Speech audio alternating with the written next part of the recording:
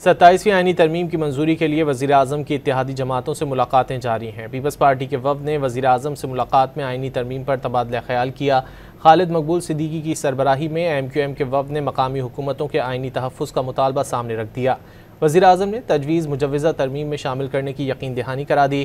مسلم league ق، استحکام Pakistan party, Balochistan عوامی پارٹی اور عوامی نیشنل پارٹی کے وفود نے بھی ملاقاتیں کیں۔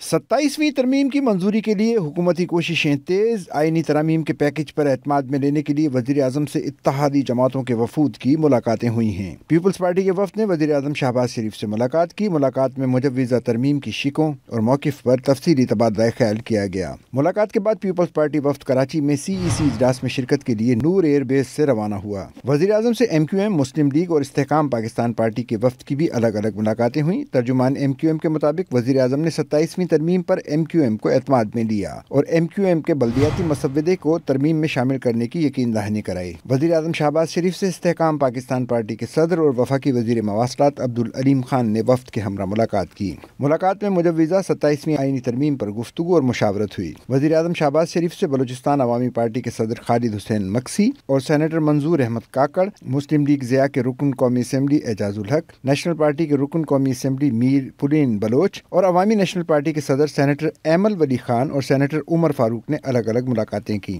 وزیر مملکت برائے قانون بیرسٹر عقیل ملیک نے این ایف سی کے تحت صوبوں کے شیئر میں کمی لانے کا عندیہ دیا۔ اس میں کوئی قدغن نہیں ہے، یہ استحقاق ہے پارلیمان کا، اور کیونکہ اب اتحادیوں کے ساتھ بھی مشاورت ہو رہی ہے، جو بڑا اتحادی ہے پیپلز پارٹی، اس کے ساتھ مشاورت ہوئی۔ اگر براڈ بیس کنسنسس ڈیولپ ہو جاتا ہے اس تمام تر چیز کے اوپر تو اسی مہینے اس کو آپ اپروو کر سکتے ہیں۔ ذرائع کے مطابق حکومت نے 27ویں آئینی ترمیم 14 نومبر تک دونوں ایوانوں سے منظور کرانے کا فیصلہ کیا ہے۔